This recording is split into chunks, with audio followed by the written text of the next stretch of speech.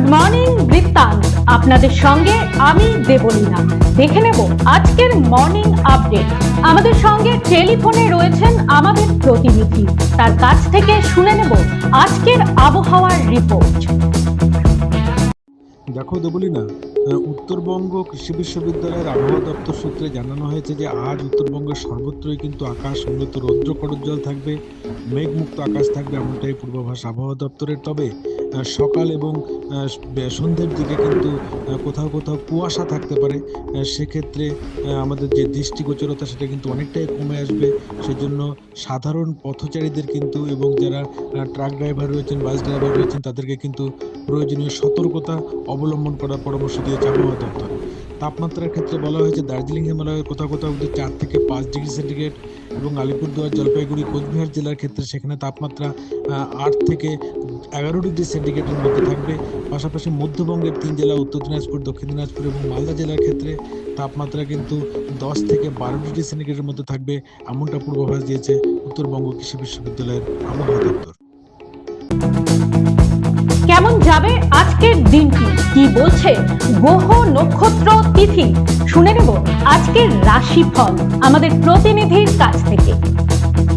জয় মা ত্রিনয়নী। আজ অর্থাৎ 17ই ডিসেম্বর বুধবার, পহেলা পৌষ, ত্রয়োদশী তিথি। চলুন জেনে নেই আজকের রাশিফল। মেষ রাশির জাতক জাতিকার ক্ষেত্রে মনের আশা পূর্ণ হওয়ার দিন থাকছে আজকে। বৃষ রাশির জাতক জাতিকার ক্ষেত্রে রোগ ব্যাধিতে কষ্ট পেতে হবে আজকের দিনে। মিথুন রাশির জাতক জাতিকার ক্ষেত্রে নিজের কর্মের ওপর গর্ববোধ হতে পারে। কর্কট রাশির জাতক জাতিকার ক্ষেত্রে আপনার সঙ্গে দুর্ব্যবহার হতে পারে আজকে। সিংহ রাশির জাতক জাতিকার ক্ষেত্রে শত্রু বৃদ্ধি হবে। কন্যা রাশির জাতক জাতিকার ক্ষেত্রে শত্রু ক্ষয় হবে, আপনার জয়লাভ হতে পারে। তুলা রাশির জাতক জাতিকার ক্ষেত্রে বিদ্যান্নতি বা শিক্ষান্নতি হবে আজকে। বৃশ্চিক রাশির জাতক জাতিকার ক্ষেত্রে ব্যবসা ক্ষেত্রে শুভ পরিবর্তন হতে পারে আজকের দিনে। ধনু রাশির জাতক জাতিকার ক্ষেত্রে মিথ্যার আশ্রয় নিতে হবে। মকর রাশির জাতক জাতিকার ক্ষেত্রে আনন্দে দিন কাটবে আজকে। কুম্ভ রাশির জাতক জাতিকার ক্ষেত্রে স্বল্প ব্যয় হবে আজকের দিনে। মীন রাশির জাতক জাতিকার ক্ষেত্রে পারিবারিক সুখ শান্তি বজায় থাকবে আজকের দিনে। এক নজরে দেখে নেব গত 24 ঘন্টার দুরন্ত আপডেট। গত 4 নভেম্বর থেকে রাজ্য জুড়ে শুরু হয়েছিল এসআইআর বা ভোটার তালিকার বিশেষ নিবিড় পর্যবেক্ষণ। মঙ্গলবার প্রকাশিত হলো এই খসড়া ভোটার তালিকা।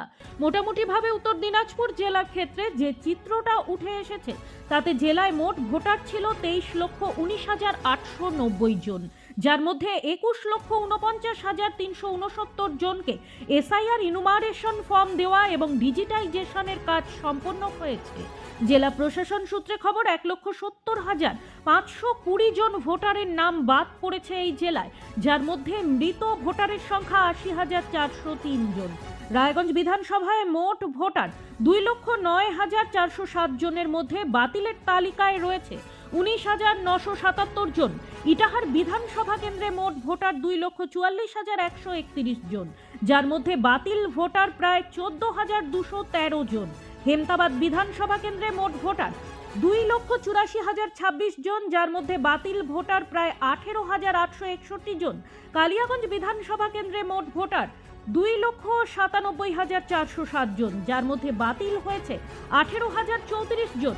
করণদিঘি বিধানসভা কেন্দ্রে মোট ভোটার 2,81,215 জন, যার মধ্যে বাতিল ভোটার সংখ্যা 21,258 জন। চোপড়া বিধানসভায় মোট ভোটার 2,68,008 জন, বাদ পড়েছে 19,938 জন। ইসলামপুর বিধানসভায় মোট ভোটার 2,37,012 জন, যার মধ্যে বাতিল 19,361 জন। গোয়ালপুকুর বিধানসভায় মোট ভোটার 2,48,320 জন, যার মধ্যে বাতিল হয়েছে 17,462 জন। চাকুলিয়া বিধানসভায় মোট ভোটার 2,50,364 জন, যার মধ্যে বাতিল হয়েছে 21,412 জন। নির্ধারিত ঘোষণা অনুযায়ী 16 ডিসেম্বর মঙ্গলবার সকালেই প্রকাশিত হলো খসড়া ভোটার তালিকা। নির্বাচন কমিশন সূত্রে জানানো হয়েছে, রাজ্যে বাদ পড়েছে 58,20,898 জন ভোটারের নাম। এরপর থেকেই খসড়া তালিকায় নিজেদের নাম খুঁজে পেতে মরিয়া হয়ে পড়েন সাধারণ ভোটাররা। অনলাইনে কমিশনের নির্দিষ্ট সাইটে খসড়া ভোটার তালিকা দেখার পাশাপাশি অফলাইনে বিএলওদের কাছে থাকছে তালিকা। সেই অনুযায়ী এদিন সকাল থেকে রায়গঞ্জের বিভিন্ন বুথে বুথে একটি নির্দিষ্ট জায়গায় তালিকা নিয়ে বসে পড়েন বিএলওরা। বিএলওদের কাছে খসড়া তালিকায় নিজের নাম দেখতে ভিড় জমালেন সাধারণ ভোটাররা। রায়গঞ্জ ব্লকে মোট ভোটার ছিল 2,09,407 জন। এর মধ্যে খসড়া তালিকায় নাম রয়েছে 1,89,430 জনের। বাকি যে সমস্ত ভোটারের নাম বাদ গেছে তাদের মধ্যে মৃত ভোটারের সংখ্যা 10,128, অনুপস্থিত বা নিখোঁজ বা খোঁজ পাওয়া যায়নি এমন ভোটারের সংখ্যা 2,906, স্থায়ীভাবে স্থানান্তরিত হয়েছে 6,462, অন্যত্র অন্তর্ভুক্ত ও অন্যান্য কারণে বাদ 443 ও 38। রায়গঞ্জ ব্লকে খসড়া তালিকা থেকে বাদ যাওয়া মোট ভোটারের সংখ্যা 19,977 জন। রায়গঞ্জ লোকসভা কেন্দ্রের অন্তর্গত ইসলামপুর মহকুমায় আদিবাসী সম্প্রদায়ের জন্য পৃথক ও মানসম্মত শিক্ষার পরিকাঠামো গড়ে তুলতে কেন্দ্রীয় আদিবাসী কল্যাণ মন্ত্রকের সহযোগিতা চেয়ে আবেদন করেন রায়গঞ্জের সাংসদ কার্তিক চন্দ্র পাল। এবার সেই দাবি পূরণ করতে অগ্রসর হল কেন্দ্রীয় সরকার। রায়গঞ্জের সাংসদ কার্তিক চন্দ্র পাল জানান, ইসলামপুর মহকুমা এলাকায় আদিবাসী ছাত্রছাত্রীদের শিক্ষার সুযোগ বাড়াতে একটি গুণগত মানসম্পন্ন শিক্ষা প্রতিষ্ঠান স্থাপনের প্রয়োজন রয়েছে। তিনি উল্লেখ করেন, এই উদ্যোগ বাস্তবায়নের জন্য স্থানীয় আদিবাসী সম্প্রদায় নিজেরাই জমি দিতে প্রস্তুত রয়েছে। কেন্দ্রীয় আদিবাসী কল্যাণ মন্ত্রকের বিভিন্ন প্রকল্পের মাধ্যমে এই স্বপ্ন বাস্তবায়ন সম্ভব বলে তিনি আশা প্রকাশ করেন। এ বিষয়ে তিনি যেসব কেন্দ্রীয় প্রকল্পের কথা বিশেষভাবে উল্লেখ করেছেন তার মধ্যে রয়েছে একলব্য মডেল আবাসিক বিদ্যালয়, national education society for tribal students, স্বল্প সাক্ষরতা জেলাগুলিতে আদিবাসী মেয়েদের শিক্ষার প্রসার প্রকল্প, special central assistance two tribal sub scheme, tribal sub plan এলাকায় আশ্রম স্কুল। রাজ্যে তৃণমূল সরকার সংখ্যালঘু মুসলিম সম্প্রদায়ের স্বপ্ন ভঙ্গ করেছে। মানুষ বুঝতে পারছে, তৃণমূল, সিপিএম বা কংগ্রেস এরা কেউই প্রকৃতপক্ষে সংখ্যালঘুদের উন্নয়ন চায় না। ঠিক এই ভাষাতেই অন্য রাজনৈতিক দলগুলিকে আক্রমণ করলেন এআইএমআইএম এর উত্তর দিনাজপুর জেলা প্রেসিডেন্ট মোহাম্মদ মোজাফফর আনোয়ার। মঙ্গলবার রায়গঞ্জের পানিশালায় এক যোগদান কর্মসূচিতে উপস্থিত হয়ে তিনি কথা জানান। তিনি আরও জানান, বিভিন্ন রাজনৈতিক দল থেকে প্রায় 5 শতাধিক মানুষ তাদের দলে যোগদান করল। আগামী বিধানসভা নির্বাচনে এর সুফল পাবে মিম। হুমায়ুন কবির প্রসঙ্গে তিনি বলেন, রাজ্য সরকার সরকারি টাকায় মন্দির বানাচ্ছেন, অথচ হুমায়ুন কবির মসজিদ বানালে তাকে দল থেকে বহিষ্কৃত হতে হয়। সংখ্যালঘু সম্প্রদায় এখন যথেষ্ট সচেতন হয়েছে বলে তার মত। প্রতিদিনের প্রতি মুহূর্তের খবরের আপডেট পেতে চোখ রাখুন নিউজ বৃত্তান্তের ফেসবুক পেজে। সাবস্ক্রাইব করুন নিউজ বৃত্তান্ত ইউটিউব চ্যানেলকে।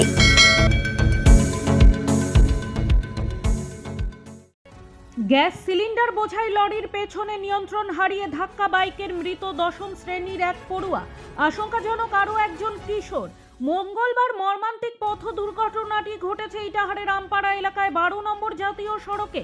মৃত ফিরোজ রহমান ও জখম আফরান ফিরদৌসের বাড়ি হরিরামপুর থানার মুড়িয়াপুকুর গ্রামে। জানা গিয়েছে, ফিরোজ স্থানীয় একটি স্কুলে 10ম শ্রেণীর পড়ুয়া। এদিন সকালে সে তার এক বন্ধুকে সঙ্গে নিয়ে চেকপোস্ট গিয়েছিল কাজে। কিছুক্ষণ বাদে নিজেদের কাজ সেরে দুজনে রায়গঞ্জ মুখে বাইক নিয়ে বাড়ি ফিরছিল।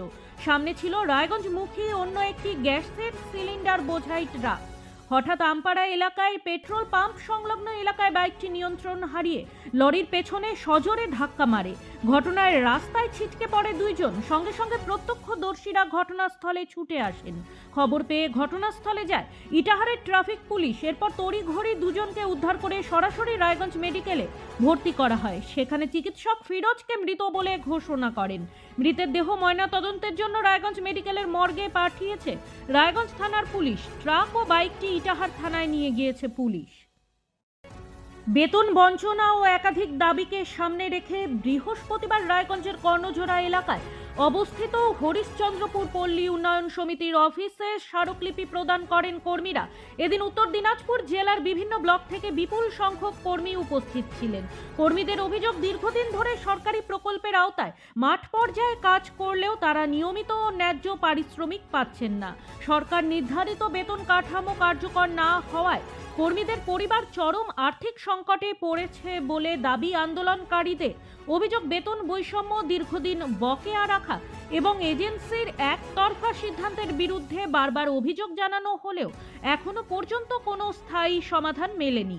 এই পরিস্থিতিতে অবিলম্বে বকেয়া বেতন পরিশোধ ও সরকারি নিয়ম অনুযায়ী সম্পূর্ণ বেতন প্রদানের দাবিতে এদিন স্মারকলিপি দেওয়া হয়। আগামী 17ই জানুয়ারি রায়গঞ্জ করোনেশন উচ্চ বিদ্যালয়ের প্রতিষ্ঠা দিবস। সেই প্রতিষ্ঠা দিবসকে সামনে রেখে 16ই জানুয়ারি এবং 17ই জানুয়ারি Raiganj coronation high school alumni অ্যাসোসিয়েশনের উদ্যোগে অনুষ্ঠিত হতে চলেছে এক সাংস্কৃতিক অনুষ্ঠান এবং প্রাক্তনী মিলন মেলা। এই কর্মসূচিকে সামনে রেখে মঙ্গলবার বিদ্যালয়ে অ্যালুমিনি অ্যাসোসিয়েশনের একটি প্রস্তুতি সভা অনুষ্ঠিত হলো।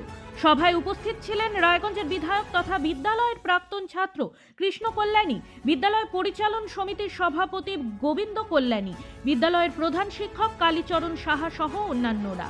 আগামী দিনে সাংস্কৃতিক অনুষ্ঠানের পাশাপাশি কি কি কর্মসূচির আয়োজন করা যায় সে বিষয়ে বিস্তারিত আলোচনা হয়। সেই সঙ্গে প্রস্তাবিত একটি স্পোর্টস কমপ্লেক্স তৈরির ব্যাপারেও আলোচনা হয় এই সভায়। গুড মর্নিং বৃত্তান্ত আজ এই পর্যন্তই। ঘরে বাইরে খবরে থাকুন, চোখ রাখুন নিউজ বৃত্তান্তে।